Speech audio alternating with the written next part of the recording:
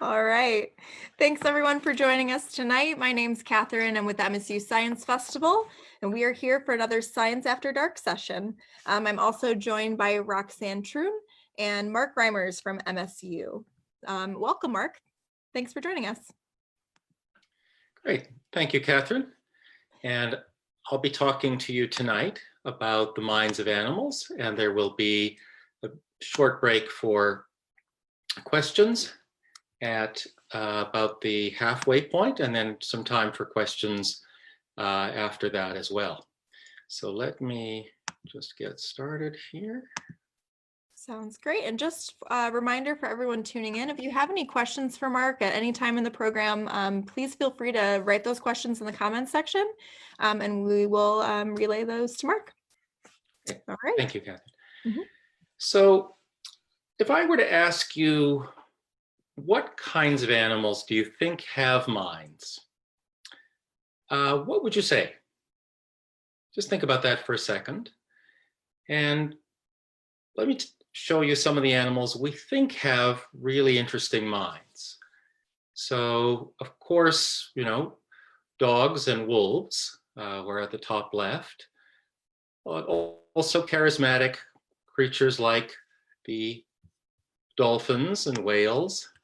Also monkeys at the top right. And you can see at the bottom left, chimpanzees and elephants. Probably a creature you weren't expecting is the scrub jay at the bottom right.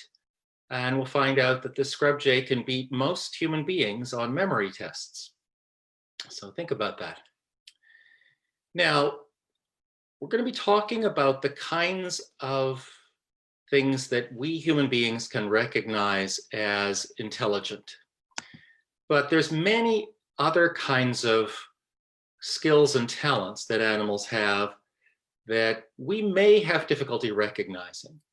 And the different lifestyles that different animals have lead to different kinds of problems they have to solve. And we can see in this picture here, many of these brains are actually collected by a person at Michigan State University.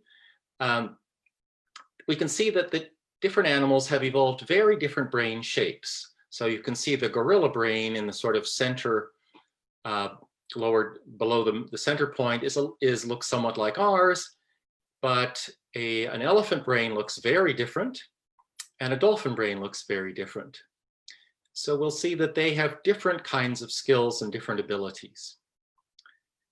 Now we're going to start with perhaps the characteristic that reminds us most of ourselves. We think of ourselves as, distinctively technological creatures. We use tools. And for a long time, we thought we were the only creature that used tools at all. Well, some animals use stones as tools. Quite a few do. Here is a capuchin monkey on the left. And the capuchin monkey has a taste for nuts. And as you may have noticed, nuts are a little hard to crack with your teeth. And in many cases, they're hard for a monkey to crack with the monkey's teeth. So many animals, including these monkeys, they're going to drop these rocks on the nuts to try to crack them. You could also do it the reverse way if you can drop the nut. Well, to do that, you have to be pretty high up. So some birds, especially crows, have been in the habit for a long time of dropping nuts from quite a height onto an exposed rock surface to crack them open. Well, in the last 50 years, they've gotten in the habit of dropping them on highways. And several birds, particularly some birds in Hokkaido Island in Japan, have gotten into the habit of dropping nuts, particularly on busy roads. The idea being that even if you drop a nut from a height, it may not be enough to crack it open, but cars certainly are enough to crack open a nut. So these birds are quite funny. They will perch on top of the crosswalks and then drop nuts. The cars will run over the nuts and crush them and open them up. And then they will wait until the crosswalk is activated, so people are crossing, and they will swoop down and gather up their crushed nuts. Well, you say to yourself, well, these are not so impressive. These are taking advantage of existing existing natural objects. What about modifying those objects? So chimpanzees are often seen fishing for insects using a stick, but not a stick that they just picked up off the ground, a stick that they have cleaned and modified so that it can fit into a place where they are likely to find these termites or ants. And the chimps do the capuchin monkeys one better in terms of rock cracking. So they gather up anvil stones, which they carefully select, as you can see in the top right, and then they will gather up a good hammer stone, and as you can see in the bottom right, they will then try to hammer nuts that they are trying to open. And they teach their youngsters this. So you can see this mother and child, and she's teaching the child how to open a nut. Well, you'd say, okay, well, that's intriguing, but they can't make really advanced things like weapons, can they? Well, in fact, some of them can. So just in the last decade, it's been found that in some parts of West Africa, the chimps will sharpen sticks, and you can see that he's sharpened the bottom part of this stick to form a crude spear, and they use it as a spear to impale small animals, particularly bush babies, that they want to eat. Now, you might say, well, that's pretty, I'm not sure what I think about that, but it's certainly something that only a creature very much like us could do. Well, not necessarily. So in the South Pacific, in the island of New Caledonia, the Caledonian crows systematically manufacture tools. So these are picks, and some of them are like small spears, which they use. And what they're doing is they are spearing large fat insect grubs that live in these holes. You can see that these bugs are quite big to have made these holes. So they make quite a meal. And the crows often spend a good quarter of an hour trying to get one out, but that's lunch. You're done for the next 4 hours once you get one of these critters. And they're quite good at, and they take about 3 or 4 months to learn how to make these tools, because it's also quite an art. So it seems like we're not the only creatures who can make or use tools. But what about some other indications of intelligence or mental function?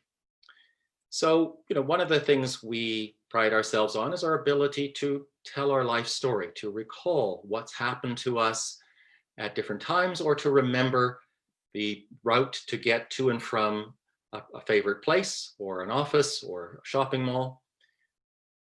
So can other animals do that? Well, one of the questions that I put out to ask was, supposing you were a scrub jay, like this bluish gray bird here, and you had a whole summer to gather up seeds, and you have a range that might be a few square miles, or in some cases with the Clark's nutcrackers, maybe 100 square miles, and you can spend your whole summer caching away seeds. Okay. Now, problem is, when you need them is 6 months from now. You need to get those seeds in January or February, and you're going to need a lot of them. So you're going to put them all away in special places, and we'll see in a minute that they are very special places. They have to often recache them and rehide them, but they spread them over about 100 square mile range in some cases, sometimes less, but they can retrieve more than half and up to about 70% during the winter. And when they're brought into the lab, these same birds can be given objects and to hide them in up to, and remember, 100 up to 1,000 distinct locations where they have put them. So it's not impossible to imagine that in the wild, in their own environment, they might remember several thousand distinct locations. Of course, the animal we usually associate with memory is the elephant. So it's said that elephants never forget, and they certainly don't forget when they've been injured, and they don't forget other individual elephants. so with whom they recognize, even if they haven't seen them for several years. But the survival advantage of this is that the parts of Africa where they live are often quite dry.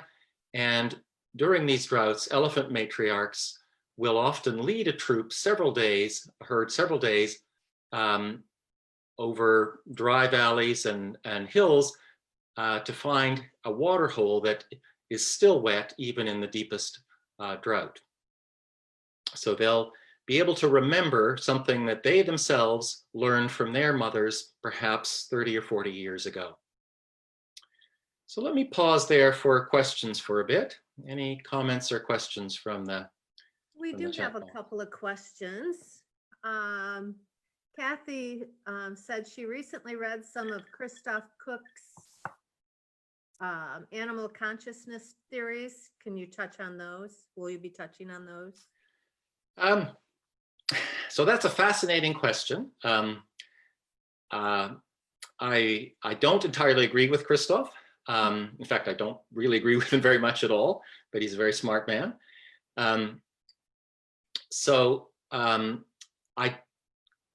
I think we can't really say very confidently much about the consciousness of other creatures. We can't really even say much about our own consciousness.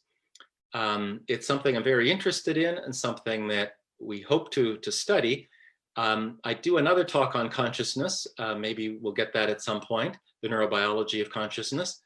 But so far as we can tell, by comparing brain activity in human beings during these tests of human consciousness with brain activity in animals, many other mammals seem to have a primitive sort of consciousness. That is, that they have a kind of engagement with their surroundings or disengagement from their surroundings, reflected by the same or similar kinds of patterns of brain activity that human beings exhibit when they experience something consciously, or conversely, when they're zoned out and they don't even notice what's happening.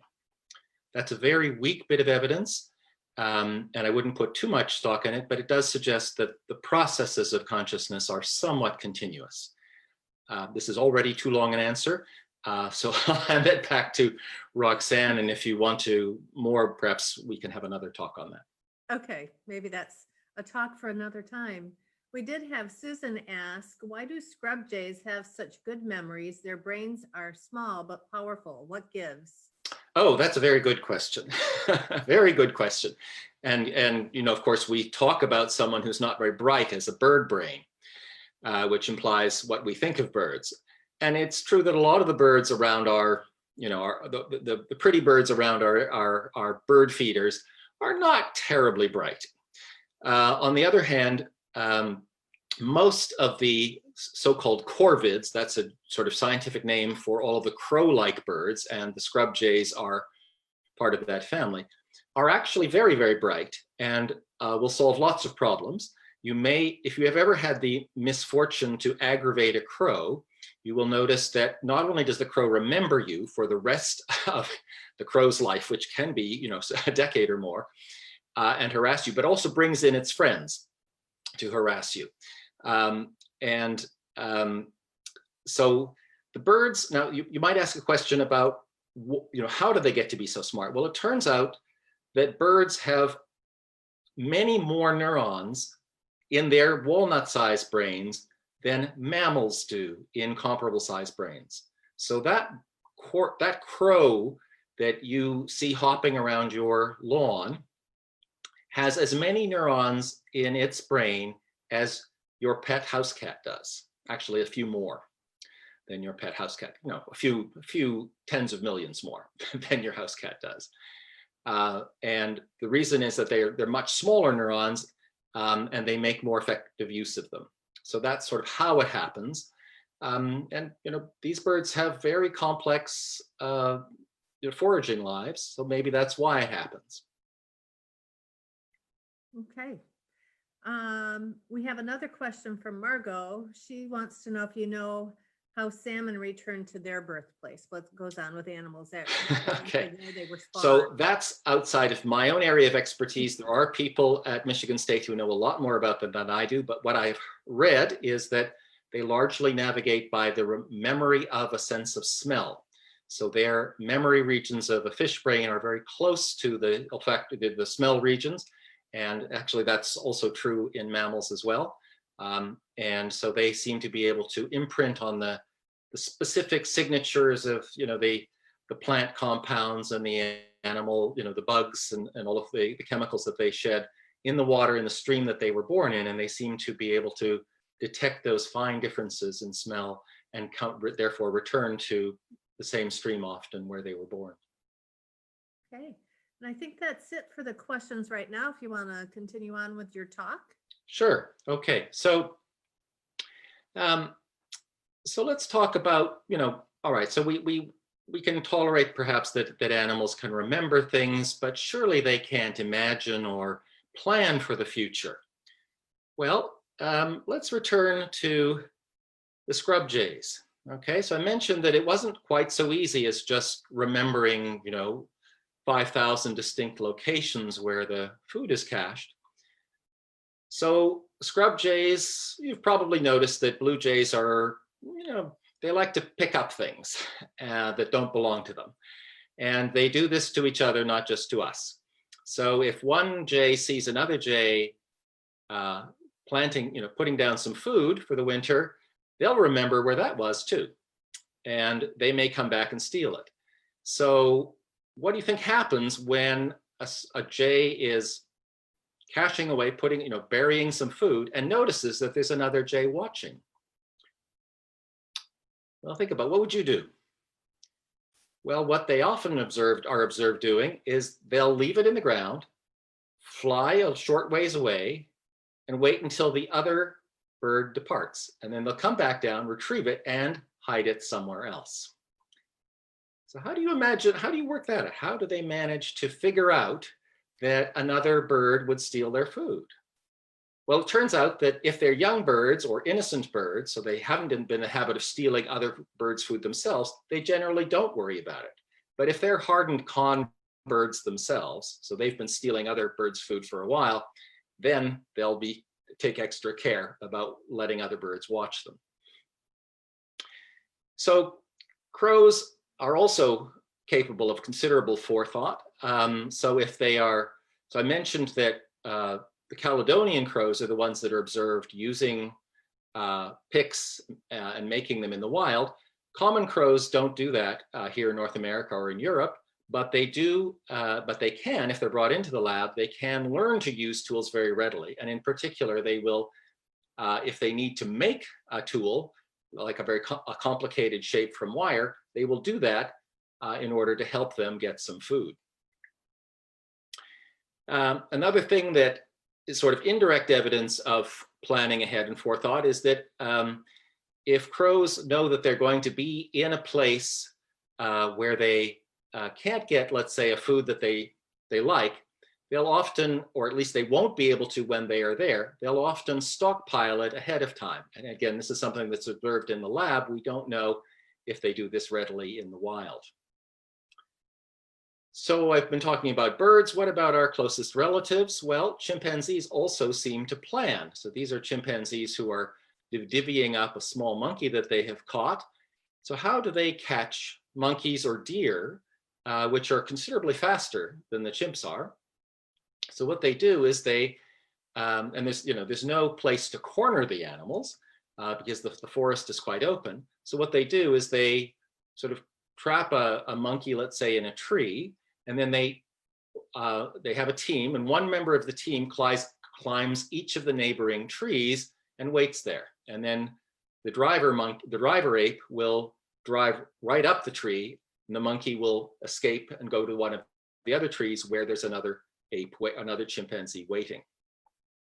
So how can they do this without some ability to coordinate and plan? Okay, now let's also consider sort of feeling and empathy.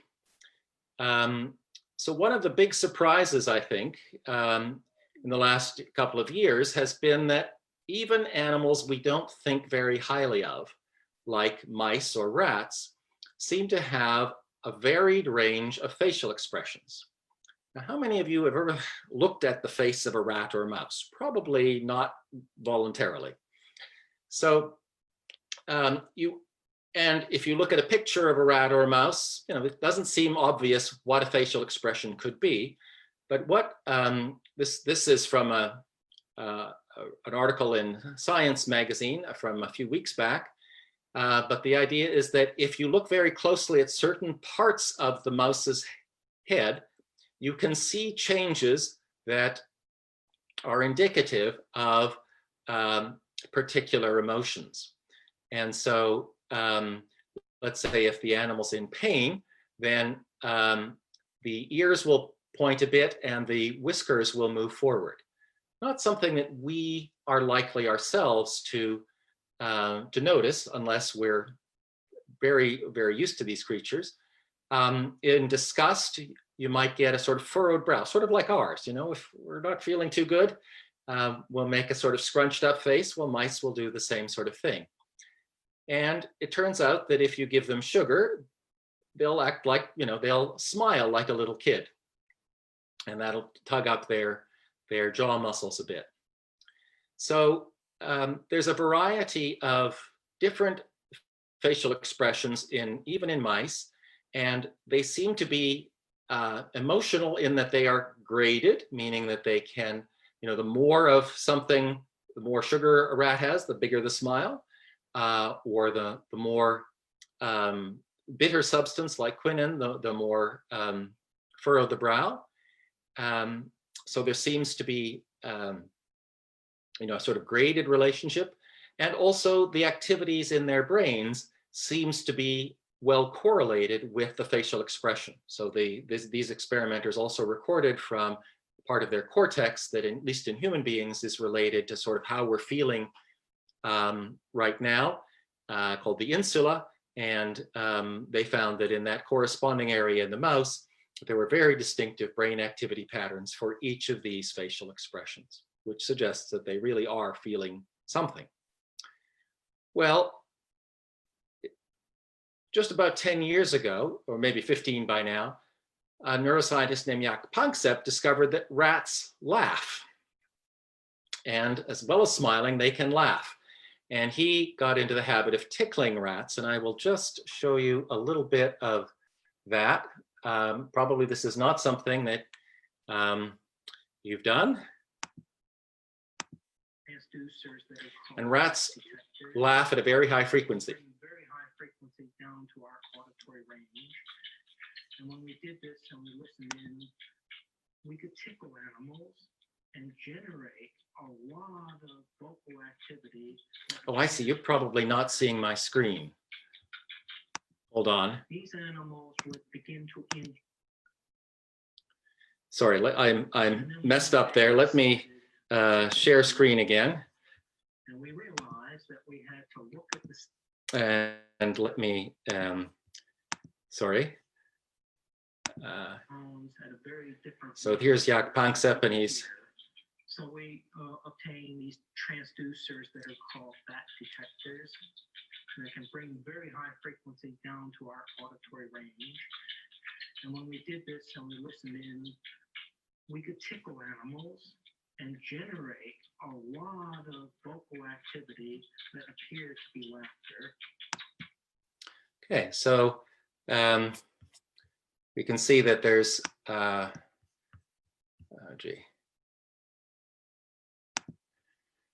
least some evidence for rats laughing. And they also, he didn't show this, but they also laugh when they play with each other. So they will laugh when they themselves are being tickled, but they'll also laugh when they're playing with each other. So another thing that, let me just change this down to here. Another thing that's of interest is how much do they understand about other animals' relationships? So this is a hard sort of question it's hard even to ask teenagers how much they understand about the relationships of two other people.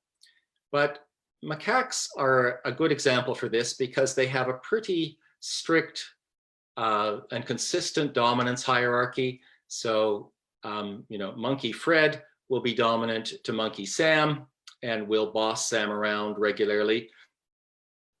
So what Seyfarth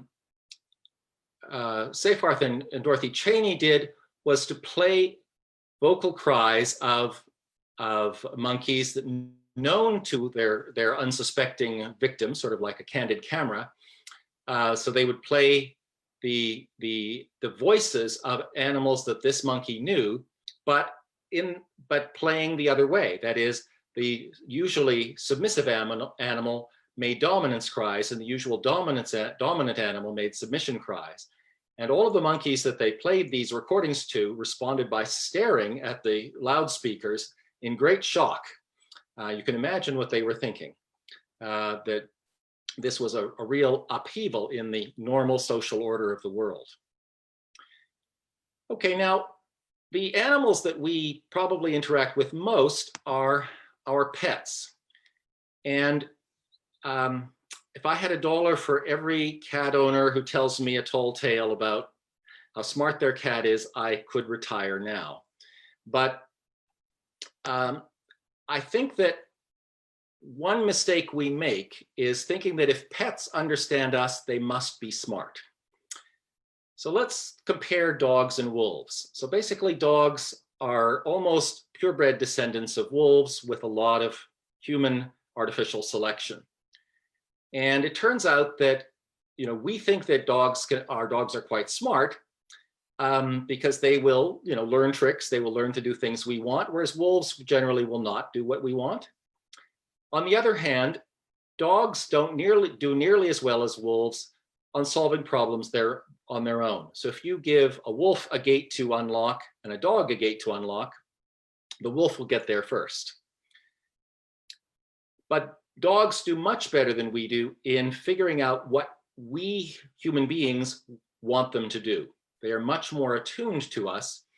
And in fact, one of the genetic mutations that has occurred on the way from wolves to dogs has been a mutation in a gene that's also implicated in a human syndrome called Williams syndrome, where the people who have Williams syndrome have lost a few genes and they are hyper sociable. They are very, very eager to please, very, very focused on what other people want them to do and expect them to do. So we like our dogs that way. We don't like wolves who can sort of take us or leave us, and mostly leave us. But that doesn't necessarily mean that dogs are smarter. Same thing is true of the comparison between dogs and cats. Turns out that when you give them intelligence tests, of course, which are not pencil and paper IQ tests, but which are problem-solving tests, cats do as well as dogs. But we, except for cat lovers, most dog lovers don't perceive cats as very smart. And the reason seems to be that cats generally ignore us, like this cat is ignoring the doting human being in her thrall. Now, there can be extremes of this attentiveness to human beings in unexpected places. And the most well celebrated case of this is actually a horse. And in the early 1900s, there was a horse named Clever Hans, who was quite a circus attraction because he could answer arithmetic questions. So people would gather around, the owner would exhibit him, people would gather around and ask questions like, what's 7 + 8? And the horse would tap 15 times. And people thought, wow, this is amazing. It got really impressive when they devised a code for letters, and then they would ask the horse things like, what's the capital of Germany? And then the horse would spell out, B, 2 taps, 5 taps for E, and a large number of taps for R, and get eventually to Berlin. This was amazing. Well, all right. So this is obviously a fraud, right? This has to be a fraud. And a number of of Mythbusters and detectives investigated, but they could find no evidence of trickery, no evidence of signaling, no evidence that there was anything untoward going on.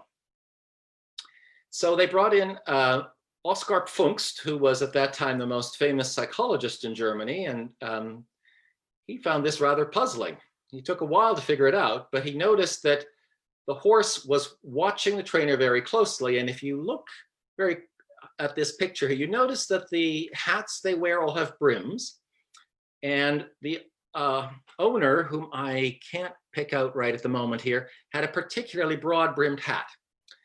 And it turned out that when the horse was watching the owner and the owner was watching the horse, and as the horse got closer and closer to the correct number of taps, the owner would just sigh very slightly and his hat would wiggle just a fraction of a millimeter, and the horse's eyes were good enough to pick that up. When Oskar made the owner remove his hat, the horse could not answer any more questions. So we sort of were not expecting that animals could be that attentive, but they can be that attentive to us, and that can seem almost supernatural. So I've talked entirely about mammals and birds. But what about other animals?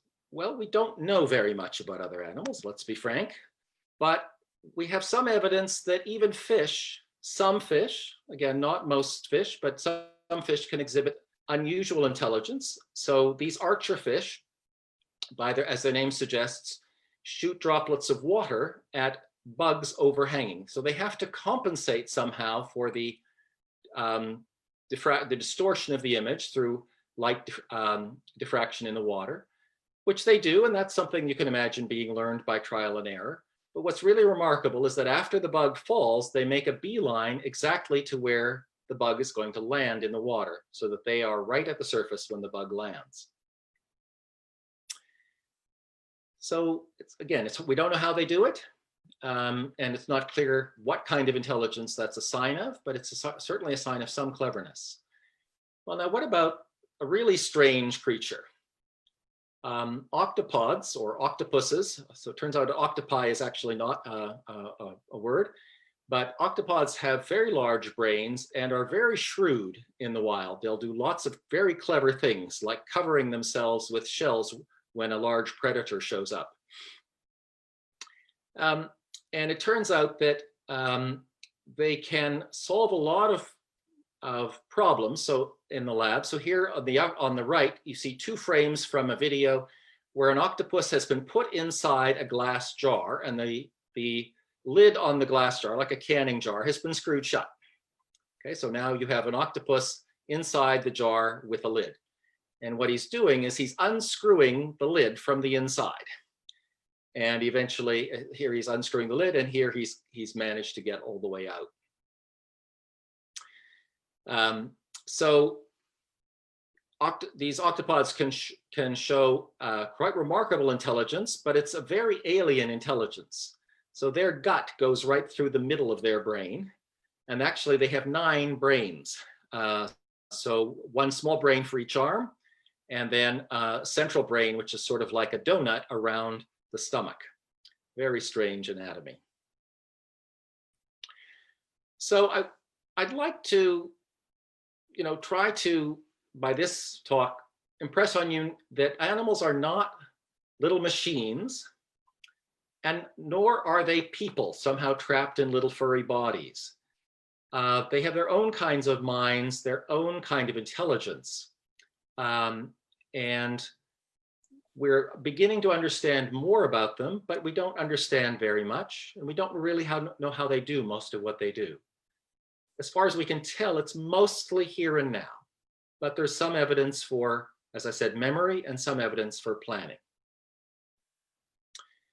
And if you're interested, I would recommend these 3 books. Frans de Waal is a primatologist who has studied chimps and monkeys for decades, and also has acquired a lot of knowledge of other animal intelligence. Virginia Morell is a science writer who has written a very engaging book called Animal Wise. about a variety of different animal intelligences, most of which I didn't discuss here. And then, of course, a general neuroscience book, Robert Sapolsky's Behave, is, I think, one of the most accessible books about behavior and neuroscience available today. And with that, I'll thank you for your attention and take some more questions. Awesome. Thank you, Mark. We do have a few cat questions, as you predicted. Susan wants to know, how smart are cats? Do they have forethought, or do they use tools?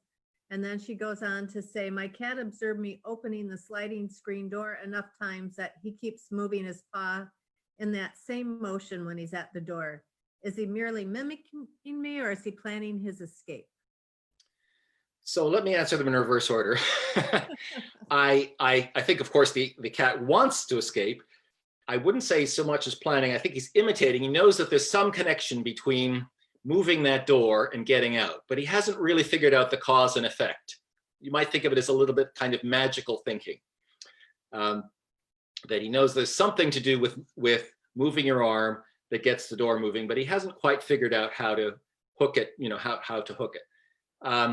I think that occasionally some cats do figure these things out. So I think, do cats use tools?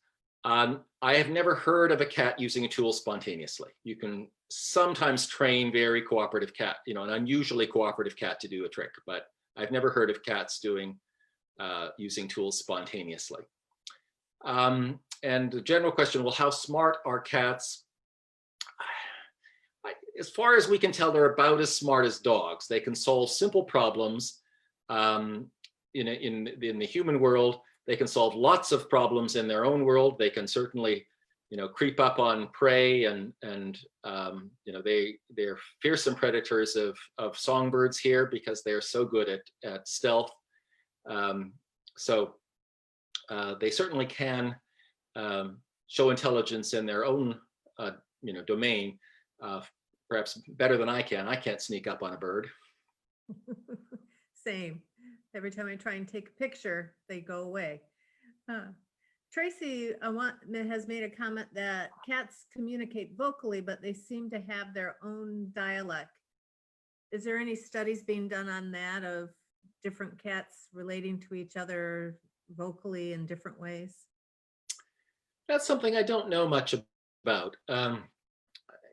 Yes, I've heard, I better not try to say anything more other than, I've heard that too, but I don't know much more detail than you do. Okay. And then one more cat question. Angel wants to know, can cats sense human emotions, and do they actually smile? Is that related to emotions like the mice and rats? Oh, good. Both good questions. Yes. So again, we don't know how well each species of animal can read human emotions. It seems like dogs are particularly good at reading human emotions, but cats also can read human emotions to some extent. I don't know if the exact boundaries have been delimited, but of course it really probably matters about the breed and also the individual animal. Some breeds of dogs are much more empathic than others, and certainly dogs are more empathic than wolves, at least for us. Do cats smile? I have never read any study on that, but it would not surprise me. Okay. I know I always felt like my dogs actually had that look of, when they did something wrong, you could tell that they knew they did something wrong and had a sad face. But I don't know if any studies have been done on dogs. Oh, they have been done on dogs, and it's pretty clear that they are anxious about getting punished.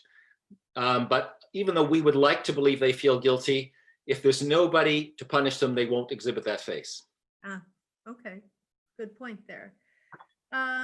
Judy has made a comment. I've heard some animals can detect earthquakes days before it happens. Is that more of a feeling that they sense?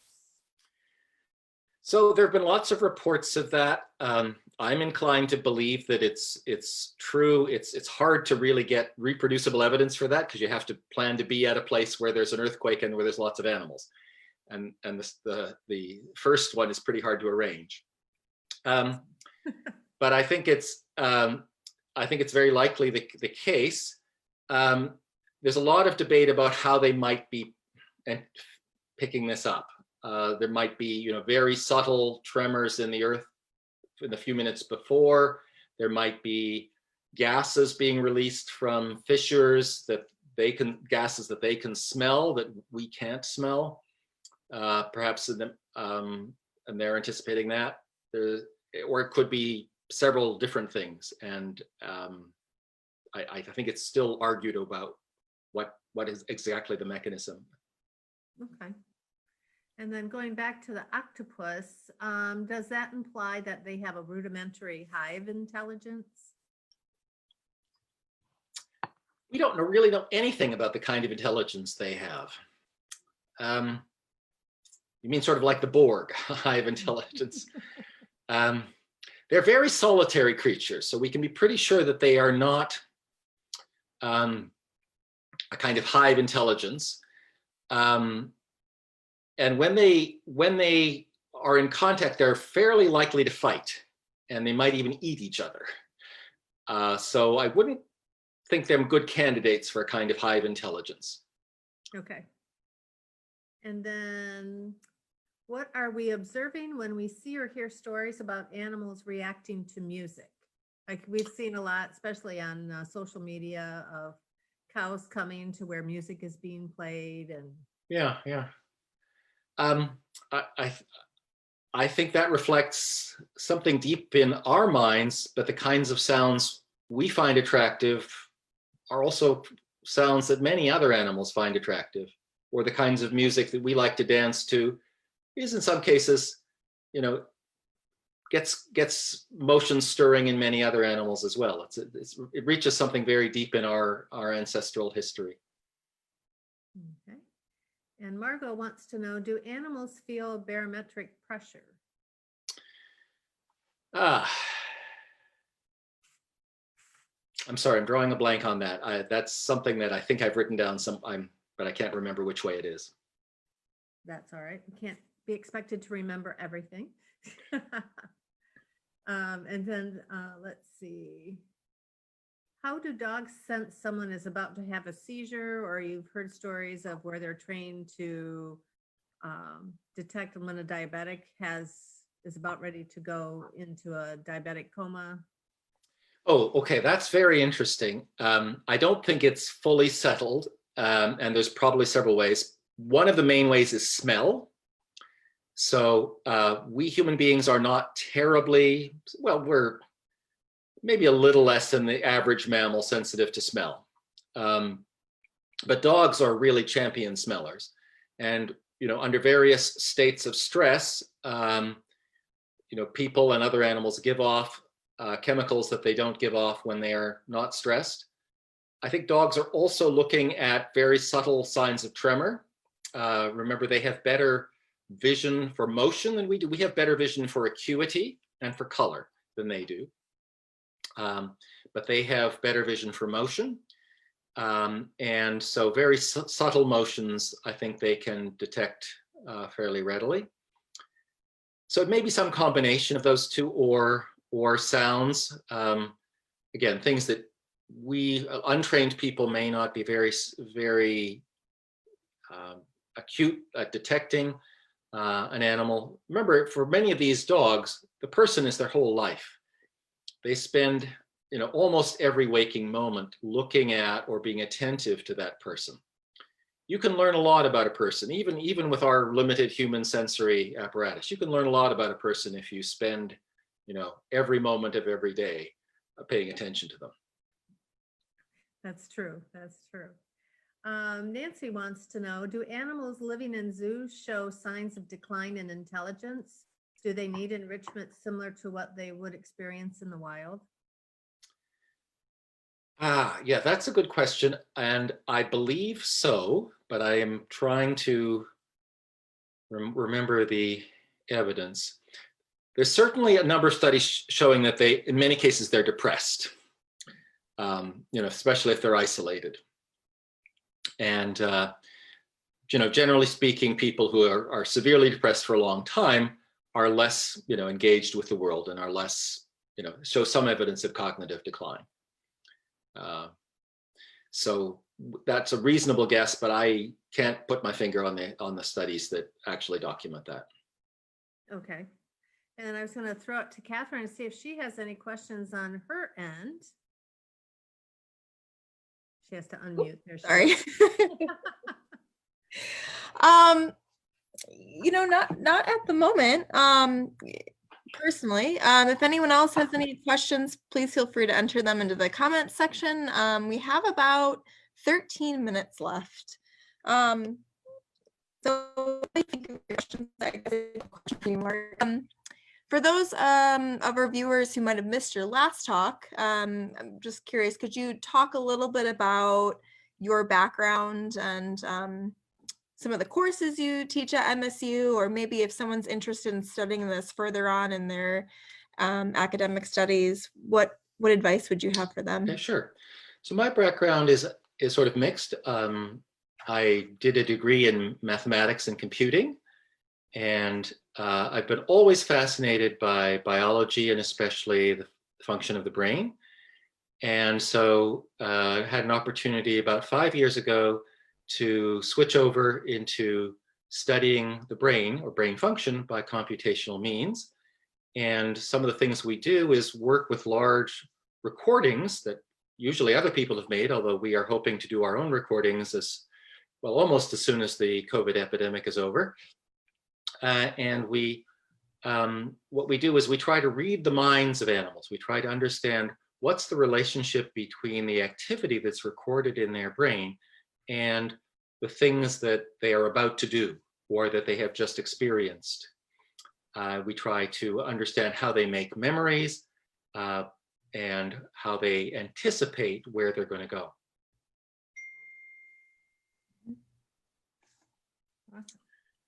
Oh, and yes, courses I teach, right?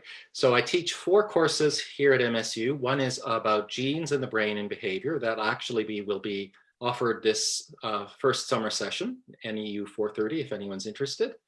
And then I teach computational courses, one on using the big neuroscience databases and using statistics properly, one on making computer models of the brain, and one on my own research, which is analysis of the recordings you get from a living brain. And if someone's interested in doing this, well, you need to study hard.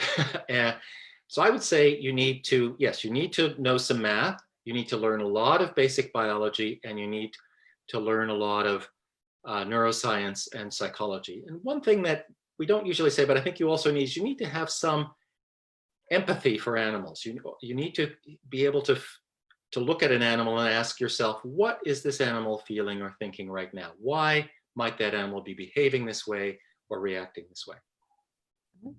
Well, fantastic. So for all of our younger viewers, there you go. If you're curious in the subject, definitely encourage you to think more about that.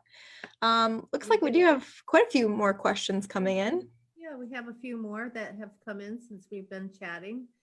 Jeff wants to know, do all intelligent animals exhibit depression? Do you know? Oh, that's a very good question. Yeah. Let's put it, lots of animals seem to exhibit signs or syndromes that we would think are depression.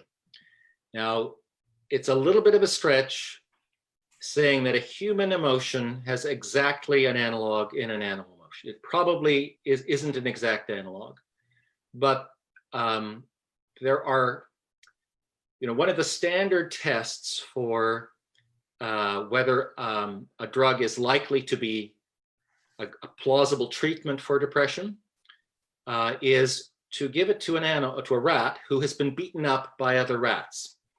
So after that, after you've been beaten up a few times, this is sort of like with kids at school, they sort of walk slowly and they plop themselves down a lot. And if you really look closely at their mouth, they don't smile much. They don't seem to have much energy.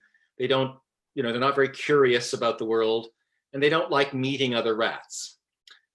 So this is, to all, as far as we can tell, without asking them to fill out a 10-question questionnaire or a survey, this is, as close as depression as we can get. And if you give them an SSRI, then they'll perk up and start being interested in meeting other rats and looking at new things and poking around their enclosure. So they behave more energetic. So we think it's somewhat similar. It's not the same, but it's somewhat similar. Okay.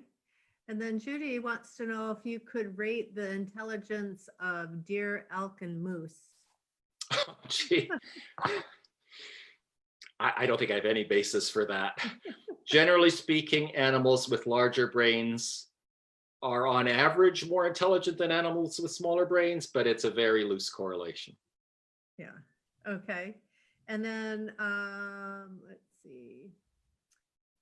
As far as, I think, going back to the depression with animals, Tracy made the comment like Coco, I think she was the great ape, when her pet cat died, she seemed to have become depressed. Mm-hmm.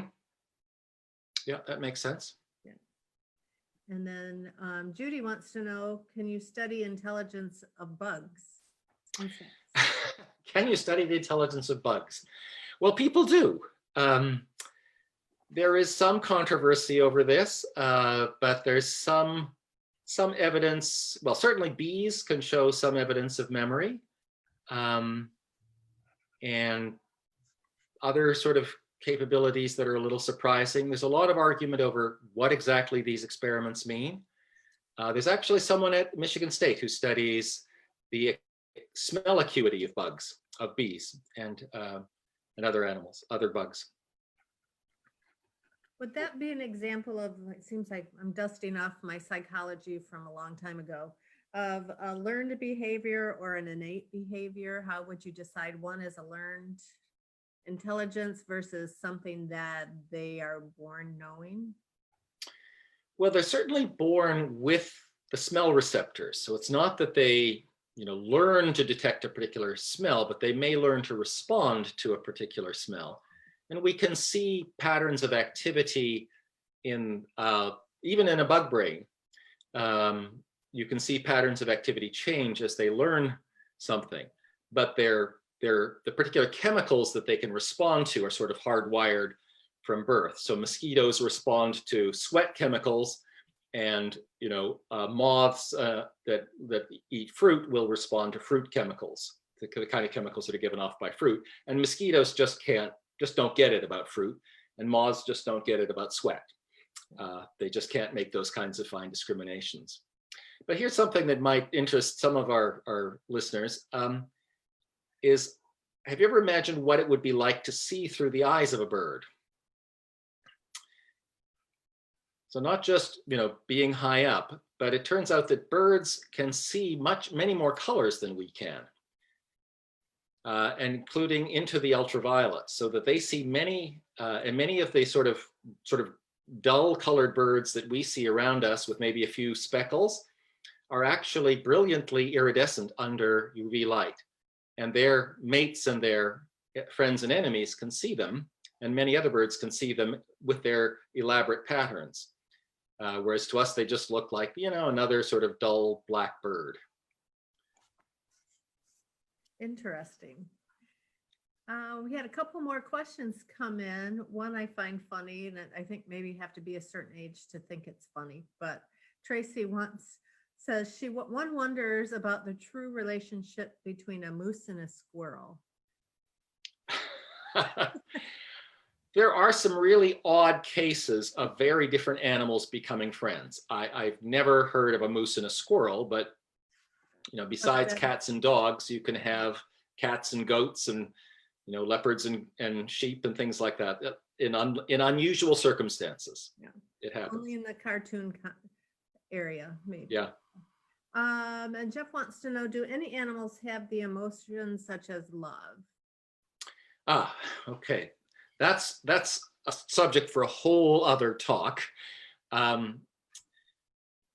So probably, all right, let's put it, I'm going to hedge a lot, but it's pretty clear that animals can have friendships.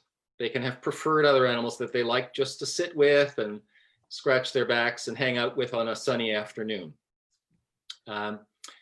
And it seems that some animals really have sort of affectionate friendships that are beyond members of their family, and beyond their mates. Most primates don't seem to have friendships, long-term well, I shouldn't say that. They do have friendships, long-term friendships between males and females, but they tend not to have love in the sense of, being looking into each other's eyes and being all wrapped up in each other. So far as we can tell, only about a third of the primate species even have monogamy, where a couple will stay together for a while and raise kids together.